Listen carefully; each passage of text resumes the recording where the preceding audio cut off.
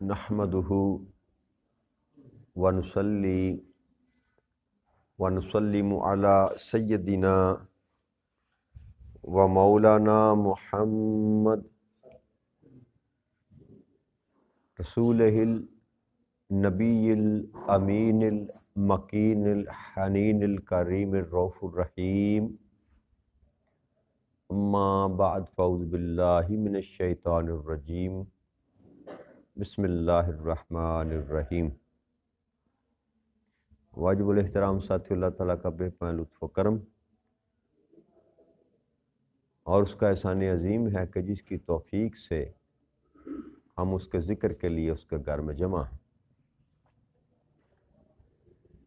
آج اللہ کی توفیق سے سورہ المائدہ کی آیت نمبر 33 سے ہم اپنے سبق کا آغاز کر رہے ہیں۔ اللہ کریم نے ارشاد فرمایا انما جزاء الذین یحاربون اللہ ورسولہ ویسعون فی الارض فسادا ان یقتلوا او یصلبوا او تقطع ایدیہم وارجلہم من خلاف او ینفوا من الارض ذالک لہم خزی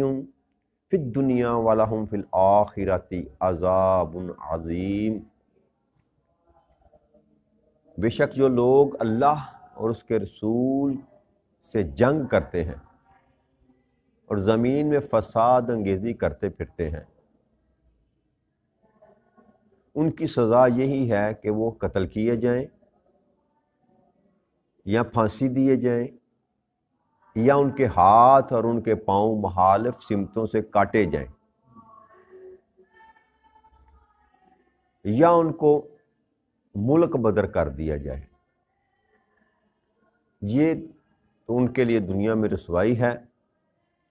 اور ان کے لیے آخرت میں بھی بڑا عذاب ہے۔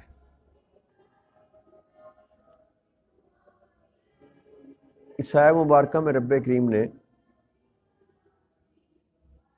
3 قسم کی سزاؤں کا ذکر کیا۔ ایک وہ لوگ جو اللہ اور اللہ کے رسول کے ساتھ جنگ کرتے ہیں، یا دوسرے وہ جو زمین میں فساد انگیزی کرتے ہیں۔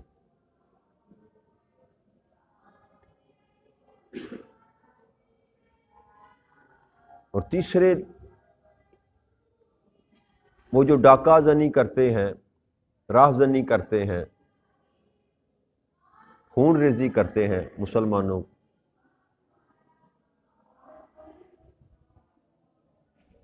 ان کی یہ سزا ہے کہ وہ قتل کیے جائیں یا پھانسی دیے جائیں یا ان کے ہاتھ اور پاؤں مخالف سمتوں سے کاٹے جائیں۔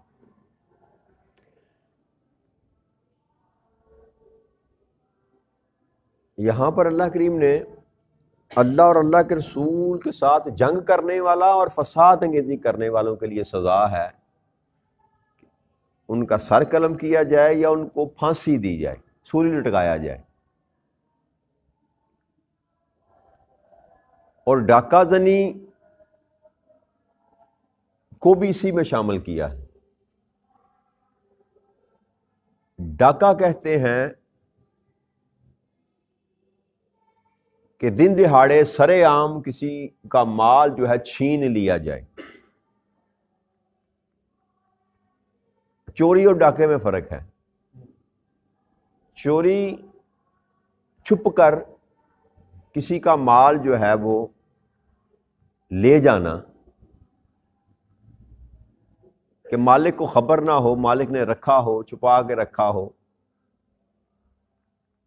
کسی کے گھر میں داخل ہو کے، دکان میں داخل ہو کے چھپ کر، اس کو چوری کہتے ہیں۔ اور ڈاکہ یہ ہے کہ دن دہاڑے لوگوں کے سامنے طاقت کے زور پر چیز کو چھین کر لے جانا۔ تو ڈاکو کی جو سزا ہے وہ سزائے موت ہے۔ ڈاکو کی سزا سزائے موت ہے۔ اللہ کریم کی جو حدود ہیں، اللہ نے جو قائم کی، اس میں اللہ نے حد جاری کی اس شخص کے لیے جو کسی کا مال دن دہاڑے لوٹ لیتا ہے، رازداری کرتا، ڈاکہ زنی کرتا، یا دہشت گردی کرتا ہے، یا ناحق قتل کرتا ہے، ان سب کی سزا اللہ کریم نے قتل، اس کو سزائے موت دینا، چاہے وہ گردن زنی اس کی جائے، چاہے اس کو پھانسی دی جائے، مصلوب کرنا، صلیب پر چڑھانا اس کو۔ اور پھر دوسری سزا یہ ہے کہ اس کا ایک ہاتھ اور مخالف سمت سے اس کا پاؤں جو ہے وہ کاٹ دیا جائے۔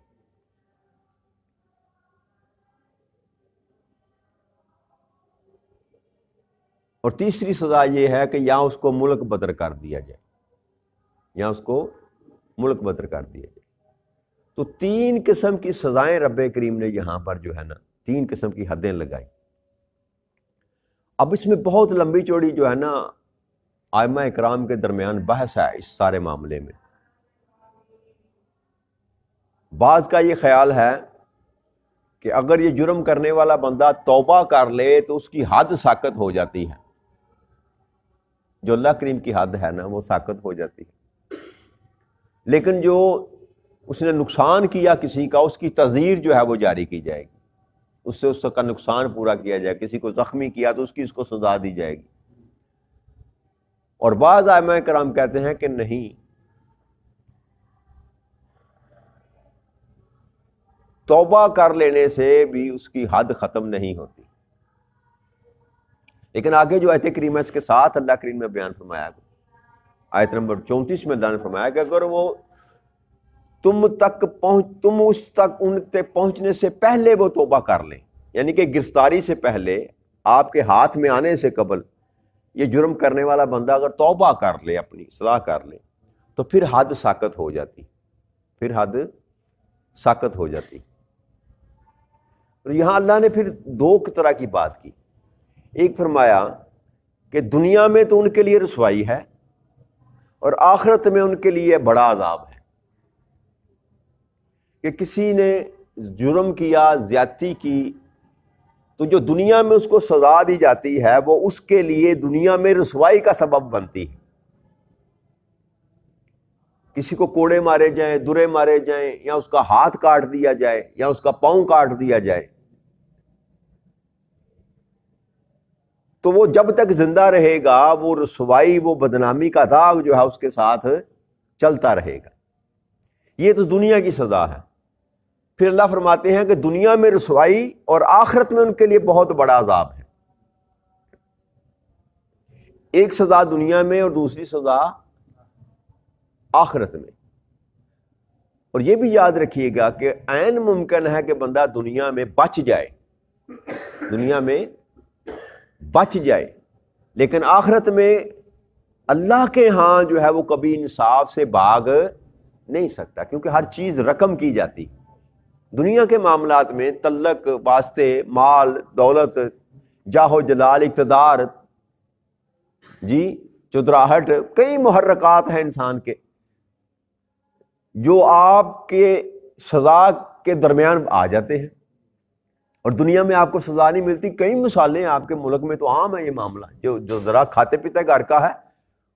اس پر کوئی قانون لاگو نہیں ہوتا۔ لیکن اس کا ہرگز مطلب یہ نہیں ہے کہ اگر دنیا میں اس کو نہیں سزا ملی تو آخرت میں بھی وہ بچ جائے گا، نہ، وہ دنیا کی رسوائی سے بچ گیا ظاہری طور پر اپنے اثر سوخ کو استعمال کر کے، لیکن وہ جو آخرت کا عذاب ہے وہ ابھی قائم و دائم کھڑا ہے۔ وہ جس نے وہ معاملہ کرنا ہے، حساب لینا ہے، کتاب کرنا ہے، سزا سنانی ہے، اس پر کسی کا زور نہیں چلتا۔ نبی اکرم صلی اللہ علیہ وسلم کی حدیث مبارک ہیں، حضرت عبادہ بن صامت رضی اللہ تعالیٰ عنہ، آپ بدری صحابہ ہیں، آپ وہ بیان کرتے ہیں کہ رسول اکرم صلی اللہ علیہ وسلم کے پاس ایک صحابہ کا گروہ بیٹھا ہوا تھا، ایک جماعت صحابہ کی بیٹھی ہوئی تھی۔ تو آپ نے فرمایا تم مجھ سے ان امور پر بیعت کرو کہ تم اللہ کے ساتھ کسی کو شریک نہیں کرو گے، نہ تم چوری کرو گے، نہ تم زنا کرو گے، نہ تم اپنی اولاد کو قتل کرو گے، نہ تم کسی پر بے قصور بہتان باندھو گے، اور نہ کسی نیکی کے کام میں نافرمانی کرو۔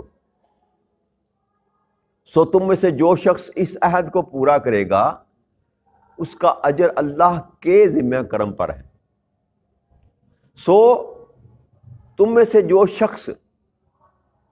ممنوع کام کر لیا، اگر کسی شخص نے ایسا ہو گیا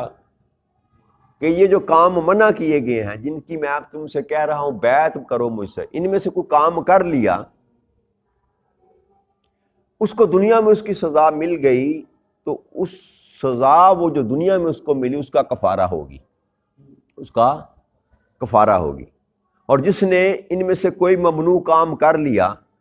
پھر اللہ نے اس پر پردہ رکھا، یعنی کہ وہ ظاہر نہیں ہوا، جتنے اللہ نبی صلی اللہ علیہ وسلم امور گنوائے، وہ کام ان میں سے ممنوع کام کر لیے لیکن وہ منظر عام پر نہ آئے، اللہ نے ان پر پردہ رکھا، تو وہ اللہ کی طرف ہے۔ پھر اگر وہ چاہے تو اس کو معاف کر دے، چاہے تو اس کو عذاب دے۔ سو ہم نے ان امور پر آپ سے بیعت لی۔ یہ حدیث مبارک ہے جس کو بطور دلیل یہ بتایا جاتا ہے کہ جب دنیا میں سزا دے دی جائے تو پھر آخرت کا معاملہ جو ہے وہ ختم ہو جاتا ہے۔ جو سزا دنیا میں انسان نے پالی اس کے بعد آخرت کا معاملہ ختم ہو جاتا ہے۔ لیکن چونکہ یہاں پر جو رب کریم نے ارشاد فرمایا نا، خزی فی الدنیا ولہم فی الآخرۃ عذاب عظیم، دونوں چیزوں کو علیحدہ بیان کیا کہ دنیا میں رسوائی بھی ہے اور آخرت میں عذاب بھی ہے، ان کا آخرت میں عذاب بھی ہے۔ اب یہ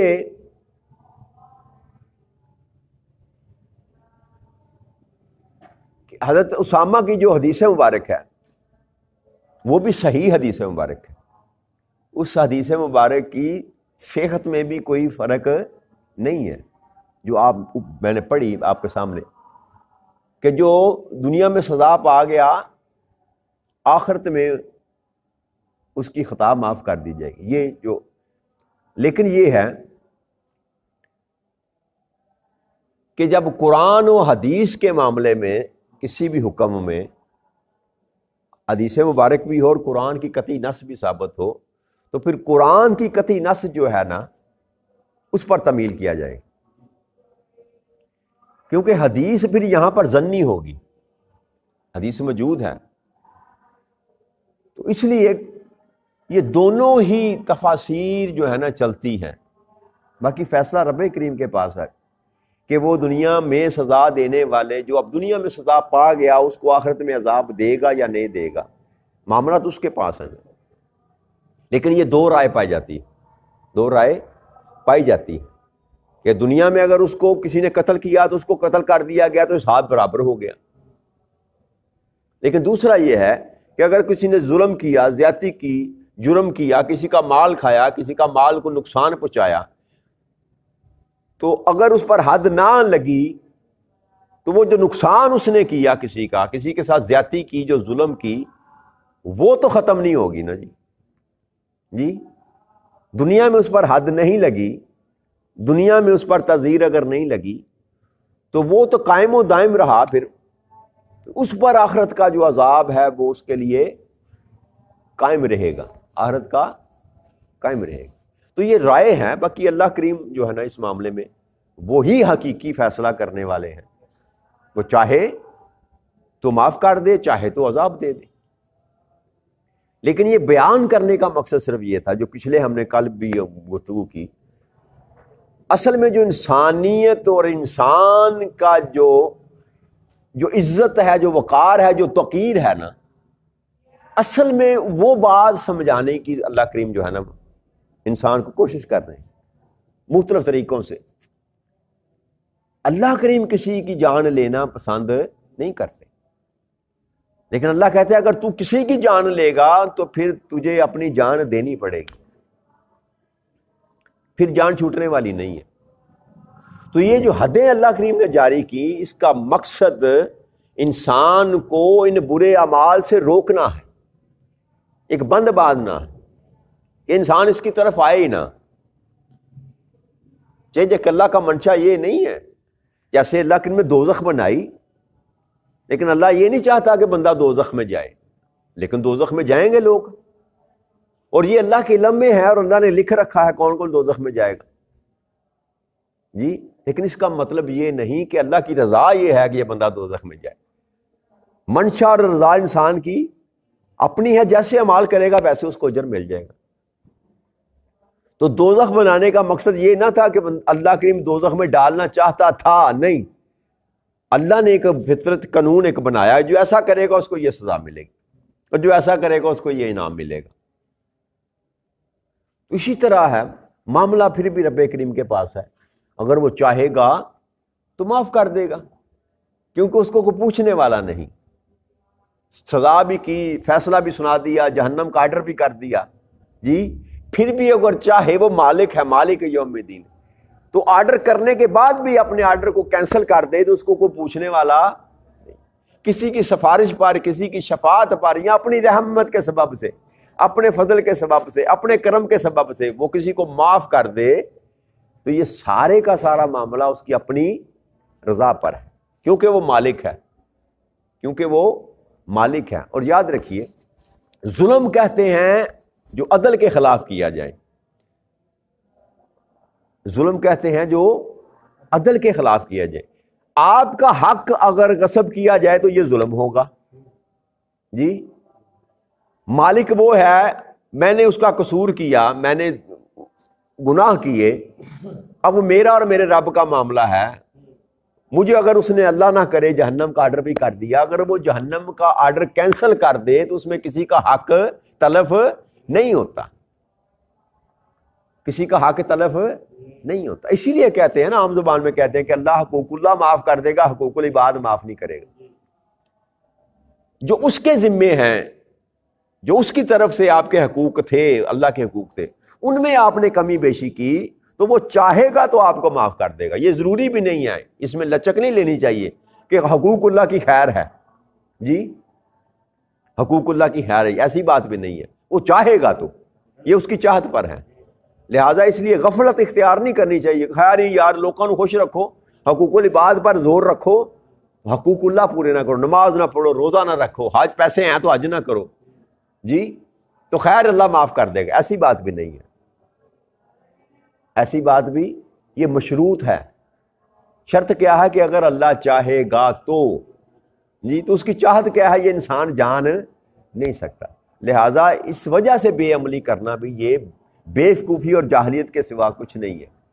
کہ حقوق اللہ کی خیر ہے۔ حقوق اللہ بھی اتنے ہی ضروری ہیں جتنے حقوق العباد ضروری ہیں، اور حقوق العباد بھی اتنے ہی ضروری ہیں جتنے حقوق اللہ ضروری ہیں۔ باقی اس کی مرضی ہے، اس کے منشا پر ہے، جو چاہے وہ مالک ہے، کر سکتا ہے۔ تو آگے اللہ نے فرمایا الذین تابوا من قبل ان تقدروا علیہم فاعلموا ان اللہ غفور الرحیم، مگر جن لوگوں نے قبل اس کے کہ تم ان پر قابو پا جاؤ توبہ کر لی، سو جان لو کہ اللہ بہت بخشنے والا نہایت مہربان ہے۔ یعنی کہ جس نے گرفتار ہونے سے پہلے توبہ اللہ کے ہاں معافی مانگ لی تو اس سے حد اٹھا لی جائے گی۔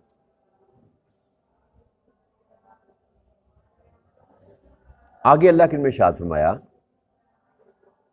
یا ایھا الذین آمنوا اتقوا اللہ وابتغوا الیہ الوسیلۃ وجاہدوا فی سبیلہ لعلکم تفلحون، اے ایمان والو اللہ سے ڈرتے رہو اور اس کے حضور تک تقرب اور رسائی کا وسیلہ تلاش کرو، اور اس کی راہ میں جہاد کرو تاکہ تم فلاح پا جاؤ۔ اس آیہ مبارکہ میں رب کریم نے، کیونکہ پچھلے سارا مضمون جو چل رہا ہے وہ انسان کی صلاح کے لیے اطاعت کا، عبادت کا، بندگی کا، نافرمانی نہ کرنے کا، یہود کا ذکر کیا، عیسائیوں کا ذکر کیا، ان کی نافرمانیوں کا ذکر کیا۔ تو اللہ نے یہاں پر فرمایا کہ ایک تو تم مجھ سے ڈرتے رہا کرو، کہیں ایسا نہ ہو کہ تمہارے اعمال جو ہیں وہ میری ناراضگی کا سبب بن جائے، اور دوسرا یہ فرمایا کہ اس کے ساتھ اس وہم میں نہ رہو جیسے یہودی کہا کرتے ہیں کہ ہم اللہ کے لاڈلے ہیں، اللہ کے محبوب ہیں، اللہ کے ہم بیٹے ہیں، اس وہم میں گرفتار نہ ہو جانا کہ ہم اللہ کے محبوب کی امت ہیں جی۔ تو اللہ کہتے ہیں ایک تو مجھ سے ڈرا کرو، دوسرا یہ ہے میرا تقرب اور مجھ تک رسائی پانے کے لیے وسیلہ تلاش کرو، وسیلہ تلاش کرو۔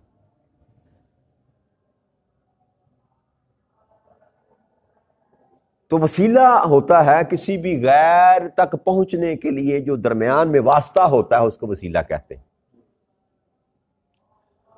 اب اللہ کے تقرب کو پانے کے لیے دونوں طرح کے وسیلے جو ہیں نا وہ استعمال کیے جا سکتے ہیں۔ عبادات کا وسیلہ بھی ہے جی، اللہ سے قرب حاصل کرنے کے لیے عبادات کا وسیلہ بھی ہے، اور اللہ کے نیک جو لوگ ہیں، اولیاء کرام ہیں یا انبیاء کرام ہیں، ان کا وسیلہ بھی،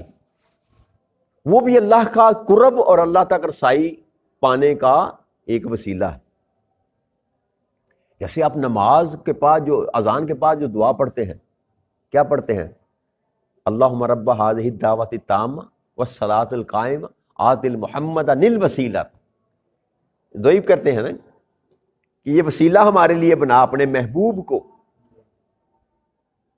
اور نبی اکرم صلی اللہ علیہ وسلم کی حدیث مبارک سے بھی کئی مقامات پر، ایک بلکہ حدیث مبارک میں آپ کو سے سناتا ہوں کہ ایک نبینا شخص نبی اکرم صلی اللہ علیہ وسلم کے پاس آئے۔ پہلے آقا اکرم صلی اللہ علیہ وسلم کی حدیث مبارک سناتا ہوں، اس کے بعد عمر بن خطاب کا جو ہے نا وہ ان کا کیا عقیدہ تھا اور وہ کیا کرتے تھے وسیلے کے معاملے میں۔ یعنی کہ مطلقاً یہ کہنا کہ اب وسیلہ کوئی معنی نہیں رکھتا، وسیلہ کوئی چیز نہیں ہے، وسیلہ لینا جائز نہیں ہے، یہ بات نہیں ہے۔ اللہ آپ شرک نہیں کرتے نا، خدا کو ایک مانتے ہیں جی، عقیدہ درست ہونا چاہیے کہ شرک دینے والی ذات وہ ہے، اللہ کے سوا کوئی اور عبادت کے لائق نہیں ہے، یہ عقیدہ درست ہونا چاہیے۔ اس سے نیچے جتنے معاملات ہیں نا ان میں گنجائش ہے، وہاں پر بڑی اڑی نہیں کر جانی چاہیے۔ وسیلے کے بغیر نظام زندگی نہیں چلتا۔ ماں باپ خود وسیلہ ہیں اولاد کے لیے اس کے رزق کا، کہ نہیں ہے کہ نہیں ہے؟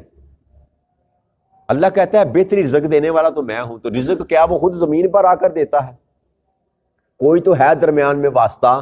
جس کے ذریعے وہ رزق،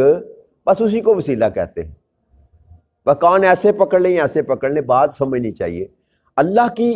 وحدانیت پر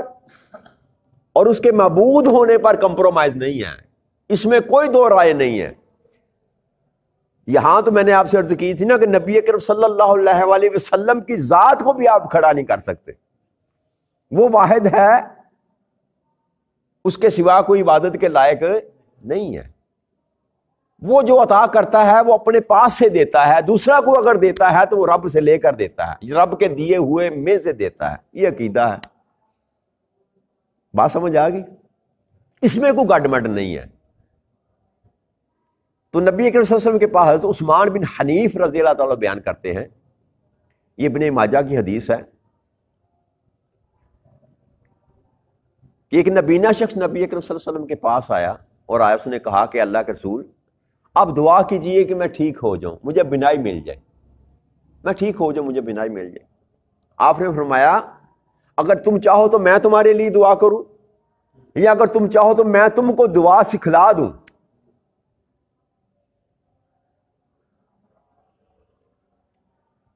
تو آپ نے فرمایا کہ تم اچھی طرح وضو کرو، پھر 2 رکعت نماز پڑھے، پھر آپ نے فرمایا وضو کرے، 2 رکعت نماز پڑھے اور یہ دعا کرے۔ اب یہ دعا نبی اکرم صلی اللہ علیہ وسلم کی حدیث کی کتب میں کوڈ کی گئی ہے، جو آپ نے الفاظ اس نبی نے شخص کو بتائے، اور اس نے جب یہ دعا کی تو اس کی آنکھیں لوٹ آئیں۔ انہوں نے فرمایا اے اللہ، میں تیرے نبی سیدنا محمد صلی اللہ علیہ وآلہ وسلم نبی رحمت کے وسیلہ سے تیری طرف متوجہ ہوتا ہوں اور تجھ سے سوال کرتا ہوں، اے محمد صلی اللہ علیہ وآلہ وسلم، میں آپ کے وسیلہ سے اپنی اس حاجت میں اپنے رب کی طرف متوجہ ہوتا ہوں۔ پہلے رب کو کہا کہ میں تیرے محبوب نبی رحمت کے وسیلہ سے تیرے پاس حاضر ہوتا ہوں، متوجہ کرتا ہوں، اور پھر آقا کو کہا اے محمد صلی اللہ علیہ وسلم، میں آپ کے وسیلہ سے اپنی اس حاجت میں اپنی رب کی طرف متوجہ ہوتا ہوں تاکہ میری حاجت پوری ہو۔ اے اللہ میرے متعلق آپ کی شفاعت قبول فرما، نبی اکرم صلی اللہ علیہ وسلم کی شفاعت قبول فرما۔ تو یہ دعا نبی اکرم صلی اللہ علیہ وسلم نے خود سکھلائی وسیلے کی کہ میرے نام کا وسیلہ دے کر رب کریم سے دعا مانگو، تو اللہ کریم نے ان کی آنکھیں واپس کر دی۔ لیکن اسی دعا کے اوپر غور کریں نا ذرا تھوڑا سا، انہوں نے کہا کہ نبی رحمت کے وسیلہ سے تیری طرف متوجہ ہوتا ہوں، تیری طرف متوجہ ہوتا ہوں اور تجھ سے سوال کرتا ہوں، تجھ سے سوال کر مانگتا تجھ سے ہوں، وسیلہ تجھ کو تیرے محبوب کا دے رہا ہوں، تو مجھ پر نظر کرم کر۔ تو جب نبی اکرم صلی اللہ علیہ وسلم کا وسیلہ دے کر انہوں نے دعا کی تو اللہ نے ان کی آنکھیں واپس کر دی۔ اب اس کا سبب کیا ہے، یہی بات ختم کریں گے، لمبی ہو جائے گی تھوڑی سی۔ یاد رکھیے گا نبی کی تو ویسے ہی دعا جو ہے وہ رد نہیں ہوتی، اسی طرح اور بھی اللہ کے مقرب لوگ ہیں نبیوں کے علاوہ جن کی اللہ کریم کبھی موڑتا نہیں ہے۔ یہ ایسے ہی ہے جیسے آپ اگر میری بات مانتے چلے جائیں مانتے چلے جائیں مانتے چلے جائیں اور پھر جب آپ کبھی مجھے کوئی کام کہیں گے تو میں انکار، یہ تعلق ہے۔ ولی اللہ کا مطلب کیا ہے؟ اللہ کا دوست، جی، جس کو اللہ نے اپنا دوست بنا لیا پھر وہ اس کی بات کو موڑتا نہیں ہے، اور یہ اللہ کریم نے اپنے ذمہ کرم پر لے رکھا ہے کہ نبی کی دعا کو کبھی وہ رد نہیں کرتا، اور نبی کی ذات کا وسیلہ دے کر بھی اگر کو مانگے تو پھر بھی اس کو خالی ہاتھ کیوں؟ اس لیے کہ وہ نبی جو ہے وہ اللہ کا محبوب ہے، اللہ کو یہ گوارا نہیں کہ میرے محبوب کا نام لے کر کوئی مجھ سے مانگے تو میں اس کو خالی ہاتھ لوٹا دوں،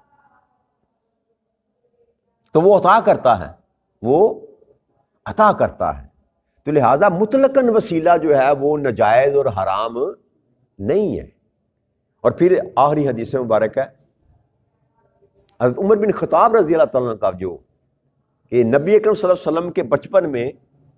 2-4 منٹ اوپر ہو جائیں گے، معافی دے دیجیے گا، نبی اکرم صلی اللہ علیہ وسلم کے بچپن میں جب آپ چھوٹے سے تھے نا، تو جب کبھی بارش نہ ہوتی تھی تو آپ کے دادا آپ کو لے کر حرم کعبہ میں چلے جاتے اور آپ کی پشت مبارک کعبے کے ساتھ لگا کر دعا مانگا کرتے تھے، تو اسی وقت اللہ کریم بارش عطا کر دیا کرتے تھے۔ ابھی آپ پر نبوت ظاہر نہیں ہوئی تھی، بچپن میں۔ تو حضرت عمر بن خطاب رضی اللہ عنہ کا دور میں قحط پڑ گیا، تو حضرت عمر بن خطاب نے حضرت عباس رضی اللہ تعالیٰ عنہ کے وسیلہ سے دعا مانگی، حضور کا چچا، کہنے لگے اے اللہ، ہم اپنے نبی اکرم صلی اللہ علیہ وسلم کے وسیلہ سے بارش کی دعا کیا کرتے تھے، آپ جب زندگی میں آپ موجود تھے ظاہری طور پر، تو آپ دعا کرتے تو اسی وقت بارش آ جاتی تھی،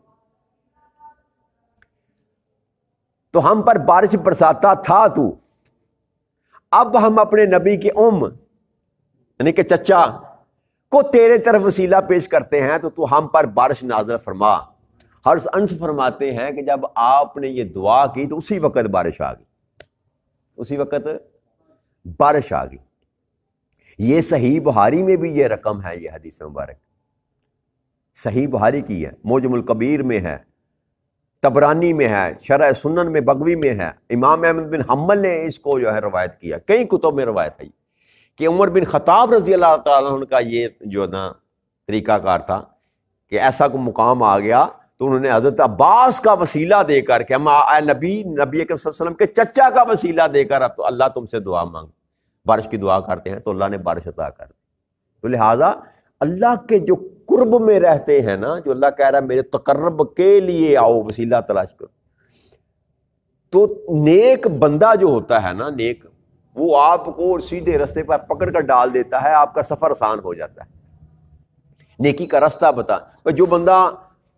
عام فہم بات کرتے ہیں نا، جو بندہ جو جس نے رستے دیکھے ہوئے ہیں، جی آپ نے لوہر دراز جانا ہے تو آپ اگر کسی سے پوچھتے پھریں گے تو جس کو پتا ہوگا وہ کہے گا ادھر سے چلے جاؤ، یہ شارٹ کٹ ہے، یہ یہاں سے جلدی پہنچ جاؤ گے۔ تو اللہ کے جو نیک بندے ہوتے ہیں نا، وہ بس اتنا ہی کام کرتے ہیں کہ آپ کو پکڑ کر سیدھے رستے پر ڈال دیتے ہیں۔ اللہ والے ہیں جو اللہ سے ملا دیتے ہیں، بس اتنا ہی کام ہوتا ہے۔ تو اللہ کریم سے اس دعا کے ساتھ کہ رب کریم ہمیں بھی سیدھے رستے پر ڈالنے کے لیے، ہماری رہنمائی کے لیے بھی کوئی ایسا ہمیں عطا کر دے جو پکڑ کر ہمیں اللہ کے قرب میں جا کر کھڑا کر دے۔ اللہ تک رسائی کے لیے ہمیں بھی کوئی وسیلہ اللہ کریم اپنی بارگاہ اقدس سے ہمیں عطا فرما دے۔ وما علینا الا البلاغ المبین۔ السلام علیکم ورحمۃ اللہ وبرکاتہ۔